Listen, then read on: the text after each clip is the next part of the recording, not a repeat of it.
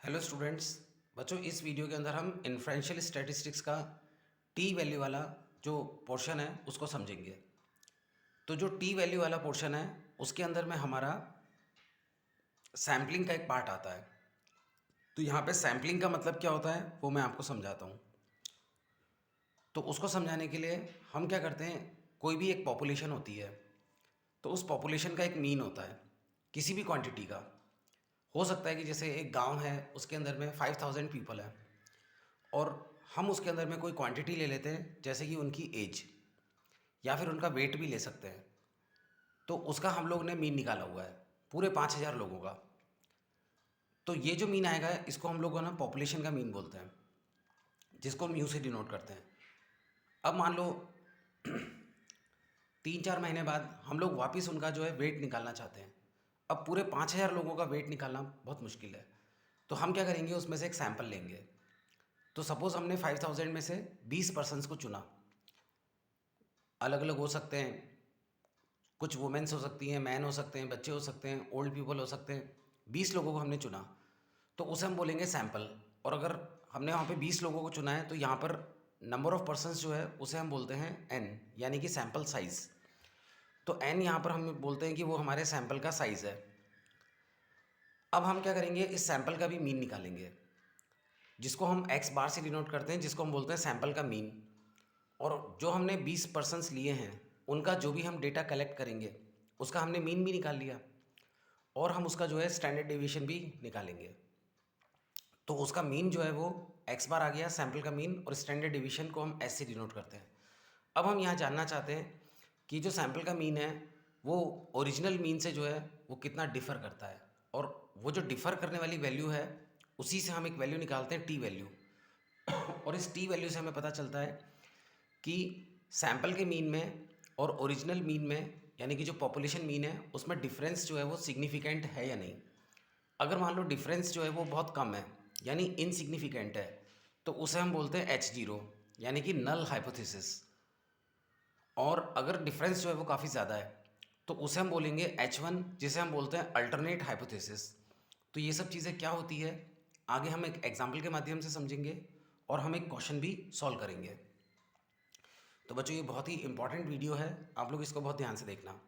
तो यहाँ पे मैंने एक एग्जांपल लिया है कि एक कंपनी है वो पाइप्स बनाती है और उसका जो एवरेज डायमीटर है वो 4 सेंटीमीटर होता है। तो जो पाइप है उसका जो एवरेज डायमीटर है वो कितना होता है, 4 सेंटीमीटर। ठीक है। तो ये 4 सेंटीमीटर होना चाहिए, ये उन्होंने तय कर रखा है कि भाई वो 4 सेंटीमीटर डायमीटर के पाइप्स बनाते हैं।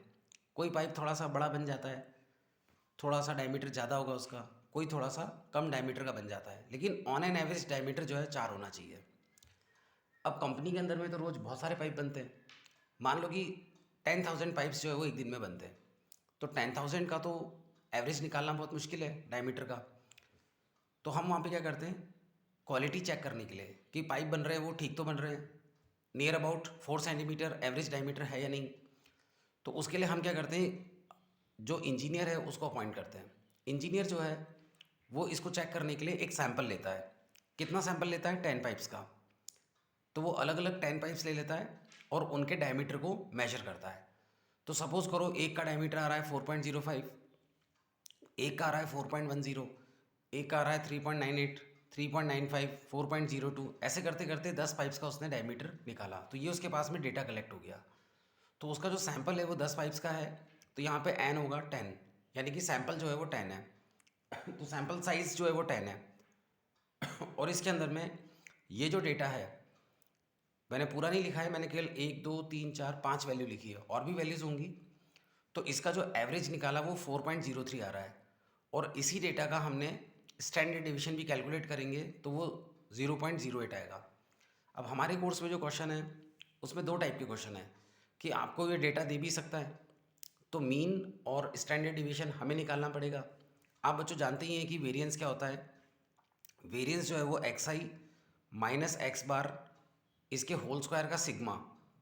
तो सिग्मा लिखने के लिए जगह ही नहीं है तो मैं ऐसा करता हूँ कि इसको कट कर देता हूँ, फिर से लिखता हूँ। Variance is equal to sigma x i minus x bar का whole square divided by n होता है। तो ये हमारे जो है वेरिएंस का फार्मूला होता है। और स्टैंडर्ड डिवीजन निकालने के लिए हम जो है इस वेरिएंस का अंडर रूट कर लेते हैं।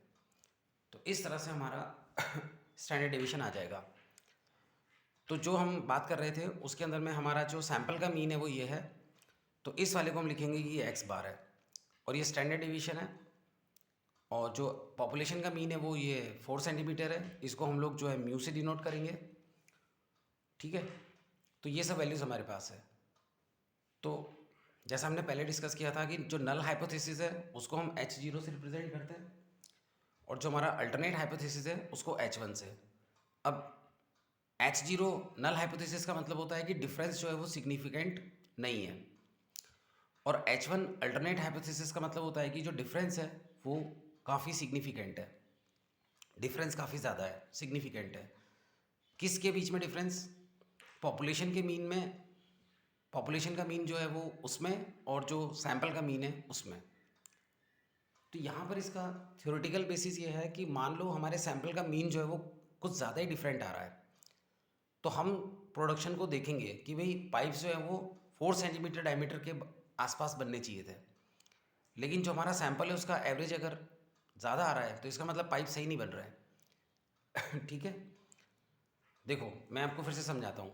जो हमारा एवरेज डायमीटर होना चाहिए पूरे पॉपुलेशन का वो 4 होना चाहिए, तो उसको हम मीन बोलेंगे, जिसे हम बोलेंगे पॉपुलेशन एवरेज। और जो सैंपल का एवरेज है वो 4.03 आ रहा है, तो डिफरेंस जो है वो ज़्यादा तो नहीं है, और इसके अंदर स्टैंडर्ड डिवीजन भी काम आएगा। स्टैंडर्ड डिवीजन हमने 0.08 लिया है, तो ज़्यादा डिफरेंस तो नहीं है। अगर ज़्यादा डिफरेंस है तो इसका मतलब कि पाइप सही नहीं बन रहा है, और अगर कम डिफरेंस है तो इसका मतलब है कि पाइप सही सही बन रहा है। अगर डिफरेंस कम होता है तो H0 नल हाइपोथेसिस लेते हैं, और डिफरेंस अगर ज़्यादा है तो H1 लेंगे, जिसे हम बोलते हैं अल्टरनेट हाइपोथेसिस। तो ये कौन सी चीज़ डिसाइड करती है कि डिफरेंस कम है या ज़्यादा? वो डिसाइड करती है एक टी वैल्यू। तो टी वैल्यू कैलकुलेट करने का एक फार्मूला होता है, तो वो हमने यहाँ लिख भी रखा है। वो होता है x bar minus mu divided by standard deviation, और ये जो वैल्यू आती है उसे हम अंडर रूट एन से मल्टीप्लाई करते हैं, तो ये हम टी वैल्यू निकालते हैं। कुछ बुक्स के अंदर में यहाँ पे n-1 भी ले रखा है अंडर रूट में, पर ये फार्मूला जो है ज़्यादा करेक्ट है। ठीक है, तो बच्चों जो हम डिस्कस कर रहे थे कि नल हाइपोथेसिस क्या होता है, अल्टरनेट हाइपोथेसिस क्या होता है, टी वैल्यू क्या होती है, वो हमने यहाँ पे लिखा हुआ है। तो ये टी वैल्यू हम कैलकुलेट कर सकते हैं क्योंकि हमारे पास इन सब चीज़ों की वैल्यूज़ है, एस म्यू एक्स बार और एन, इन सब की वैल्यू है।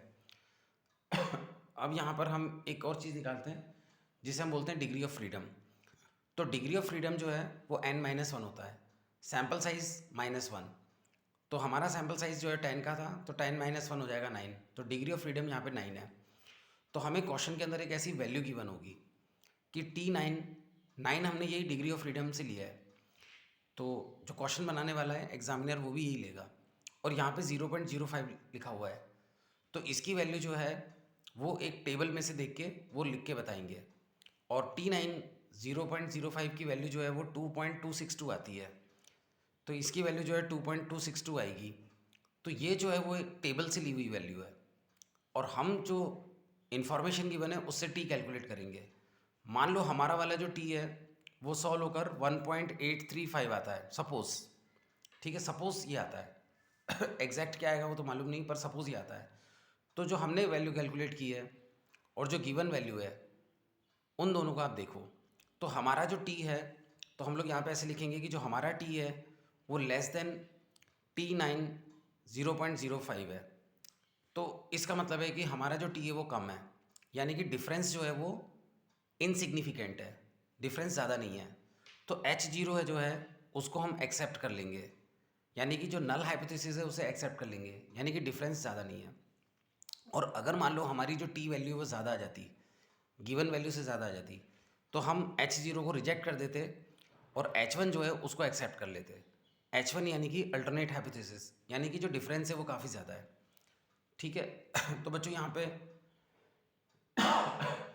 एक चीज़ और डिस्कस करना ज़रूरी है कि जो आपको वो ये T9 0.05 देता है, एक्चुअली इसका मतलब क्या होता है? इसका मतलब ये होता है, 9 का मतलब तो डिग्री ऑफ फ्रीडम हो गया। आपने सैम्पल साइज़ यहाँ पे 10 का लिया था, तो डिग्री ऑफ फ्रीडम जो है वो 9 हो जाएगा, इससे कम होता है। 0.05 का मतलब होता है 5%, यानी कि जो डिफरेंस है वो 5% से ज़्यादा नहीं होना चाहिए। तो ये 0.05 जो है 5% से ज़्यादा नहीं होना चाहिए, प्लस माइनस 5% हो सकता है। तो टी वैल्यू का जो है एक ग्राफ होता है, जैसे नॉर्मल डिस्ट्रीब्यूशन का ग्राफ होता था यूँ। तो इस वाले के अंदर में ये जो कॉर्नर है वो लेस देन 5% है, और ये जो वाला जिसको मैं शेड कर रहा हूँ वो मोर देन 5% है। तो ये दोनों जो है इसके अंदर में डिफरेंस की वैल्यूज़ है। तो अगर हम इस ग्राफ डिफरेंस की वैल्यूज़ है, अगर यहाँ पे वैल्यू आती है तो एक्सेप्टेबल है, इधर वैल्यू आती है तो नॉट एक्सेप्टेबल है। तो यहाँ पे 0.05 का मतलब है 5%, यानी कि डिफरेंस हम 5% तक जो है वो एक्सेप्ट करते हैं, उससे कम वाले को एक्सेप्ट करते हैं। 5% से ज़्यादा होगा तो एक्सेप्ट नहीं करेंगे। तो अगर यहाँ पे 5% है तो 100% में से कितना पोर्शन रह गया, तो 100% में से माइनस करेंगे तो ये आएगा 95%, यानी कि 95% जो है एक्सेप्टेंस कॉन्फिडेंस है। तो इस वाले को हम लोग कॉन्फिडेंस लेवल भी बोलते हैं, कि इसके अंदर में आपका कॉन्फिडेंस लेवल कितना है। तो कॉन्फिडेंस लेवल जो है वो ऐसे निकालते हैं, आपसे पूछ सकता है कि कॉन्फिडेंस लेवल कितना है। तो यहाँ पे 0.05 है यानी 5%, तो 100% में से माइनस करेंगे तो ये हो जाएगा 95%। तो जो कॉन्फिडेंस लेवल है हमारा यहाँ पे वो 95% है। तो इस तरह से बच्चों ये इसका थ्योरेटिकल पोर्शन है। अब हम इसके ऊपर एक क्वेश्चन करते हैं। तो बच्चों क्वेश्चन करने के लिए यहाँ पे मैंने एक क्वेश्चन जो है सॉल्व कर रखा है एक पेज पे, तो वो मैं आपको करवा देता हूँ। तो बच्चों क्वेश्चन ये है कि the mean weekly sales of chocolate bar in general stores was 146.3 bars per store. तो इस लाइन का मतलब है कि जो वीकली सेल्स है, एक हफ्ते में होने वाली जो सेल है किसी चॉकलेट बार की, हो सकता है वो 5 स्टार हो या कोई दूसरी चॉकलेट हो, तो वो जो चॉकलेट बार है उसकी जो वीकली सेल्स है इन general stores was 146.3 bars per store.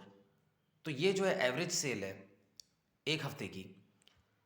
After an advertising campaign the mean weekly sales in 22 stores increase to 163.7 bars and showed a standard deviation of 17.2। तो एक एडवर्टाइजिंग कैंपेन चलाया गया, advertising campaign से जो है average जो sales है वो बढ़ गई, 163.7 हो गई। और ये डेटा उन्होंने 22 स्टोर से कलेक्ट किया है। हो सकता है कि उस शहर के अंदर में 1000 स्टोर्स हों, लेकिन उन्होंने डेटा केवल 22 स्टोर से कलेक्ट किया है। तो ये 22 जो है सैम्पल साइज़ हो गया, और उस 22 डेटा का जो एवरेज है वो 163.7 आ रहा है, और स्टैंडर्ड डिवीजन जो है वो 17.2 है। तो हमसे पूछा गया है कि was the advertising campaign successful. तो एडवर्टाइजिंग कैंपेन सक्सेसफुल था क्या, तो ठीक है। और इन्होंने यहाँ पे हमें T21 0.05 2.08 ये वैल्यू उन्होंने दे रखी है। तो यहाँ पे T21 0.05 इसकी वैल्यू 2.08 उन्होंने दे रखी है। तो चलो बच्चों हम इसको सॉल्व करते हैं। तो जो हमारा क्वेश्चन था ऊपर, उस वाले के अंदर में से जो पॉपुलेशन का मीन था, यानी पहले जो मीन था वो 146.3 था, फिर जो हमारा सैम्पल मीन है वो 163.7 लिया है हमने। ठीक है, आप यहाँ देख सकते हैं क्वेश्चन में 163.7 लिया है। और इस वाले का जो स्टैंडर्ड डिवीजन है जिसको हम एस से डिनोट करते हैं वो 17.2 है, और सैम्पल साइज़ जो है वो जिसे हम एन से डिनोट करते हैं वो 22 है। तो ये सब वैल्यूज़ हमने क्वेश्चन से लिख ली। अब टी वैल्यू क्या होता है, x bar minus mu upon S multiply by √n। तो एक्स बार की वैल्यू रख देंगे, म्यू की वैल्यू रख देंगे, अपॉन में एस की वैल्यू रख देंगे, और एन को हम यहाँ रख देंगे 22। तो ये माइनस होकर आ रहा है 8.4, और मल्टीप्लाई बाय 4.7 है, नीचे जो है 17.2, और 22 का जो अंडर रूट है वो हमारा 4.7 आता है। तो बच्चों मैंने अंडर रूट नियर अबाउट कैसे कैलकुलेट करते हैं उसका भी वीडियो बना रखा है। तो यहाँ पे मैंने सॉल्व भी किया, देखो उसको, और ये मैंने एक लाइन खींच के यहाँ पे रफ कैलकुलेशंस की है, रफ वर्क। तो ये मैंने माइनस किया था तो 8.4 आया है, सब कैलकुलेशन मैंने यहीं कर रखी है। तो अंडर रूट 22 को हमने ऐसे निकाला है, 22 को हम लिखेंगे 25 माइनस 3, क्योंकि 25 एक परफेक्ट स्क्वायर है। तो 25 का अंडर रूट हो जाएगा 5, और ये जो 3 है उसको एक तो ये 5 से डिवाइड करते हैं, और एक जो है 2 से, हमेशा 2 से तो करते ही हैं, और यहाँ जो नंबर आता है उससे करते हैं, इस वाले नंबर को, ये जो 3 है, और बीच में माइनस है तो माइनस ही आएगा। तो ये डिवाइड होकर 0.3 आ जाएगा। तो 5 में से 0.3 माइनस करेंगे तो 4.7। तो इस तरह से हम 22 का अंडर रूट निकालेंगे जो 4.7 आएगा। फिर हमने 8.4 और 4.7 को मल्टीप्लाई किया, वो मैंने यही मल्टीप्लाई कर रखा है। तो वो बच्चों हमारा ये आएगा 3978। बच्चों यहाँ पे मैंने पहले कुछ वैल्यूज़ अलग ली थी ना, तो कैलकुलेशन थोड़ी अलग है, लेकिन अभी जो कैलकुलेशन कर रखी है वो सही है। तो ये 39.48 आएगा और अपॉन में 17.2 है, तो इसको फिर हम डिवाइड करेंगे 17.2 से, तो ये हमारा 2.295 आएगा। तो ये 2.295 आ रहा है। तो ये हमने जो इन्फॉर्मेशन गिवन है उससे टी वैल्यू कैलकुलेट की है। तो बच्चों ये टी वैल्यू हमने कैलकुलेट की है। अब हम आगे सॉल्व करते हैं। यहाँ पे जो है डिग्री ऑफ फ्रीडम n-1 होता है। n हमारा 22 था, तो 22 - 1 हो जाएगा 21। तो यहाँ पे डिग्री ऑफ फ्रीडम 21 आ जाएगा और T21 0.05 हमें 2.08 दे रखा है। तो इसको भी 3 प्लेसेस तक बनाने के लिए 0 लगा लेते हैं। तो ये टी उन्होंने दे रखा है और ये जो टी है वो हमारा कैलकुलेट होकर आया। तो हमारा जो टी है वो इस टी से बड़ा है। तो इसका मतलब है, तो ये लिखा हुआ है आवर, तो आवर कैलकुलेटेड टी जो है वो 2.295 आया है। सो H0 यानी कि जो नल हाइपोथेसिस है वो रिजेक्टेड हो गया, क्योंकि हमारा जो टी है वो इससे ज़्यादा है, यानी कि डिफरेंस काफ़ी ज़्यादा है। The difference is not insignificant. Difference जो है वो नॉट इनसिग्निफिकेंट है, यानी कि डिफरेंस सिग्निफिकेंट है। नॉट इनसिग्निफिकेंट का मतलब क्या होगा कि सिग्निफिकेंट है। सो H1 जो अल्टरनेट हाइपोथेसिस है वो उसको हमने एक्सेप्ट कर लिया। तो जो difference in mu and x bar जो है वो सिग्निफिकेंट है। तो उन्होंने हमसे क्वेश्चन क्या पूछा था कि जो एडवर्टाइजिंग कैंपेन है वो सक्सेसफुल है या नहीं। तो हम इसको ये लिखेंगे कि advertising campaign is successful. Advertising campaign जो है सक्सेसफुल है, क्योंकि एडवर्टाइजमेंट के बाद में जो डिफरेंस है वो काफ़ी ज़्यादा बड़ा है। ठीक है, तो इस तरह से बच्चों हम लोग ये क्वेश्चन सॉल्व करते हैं। Thank you.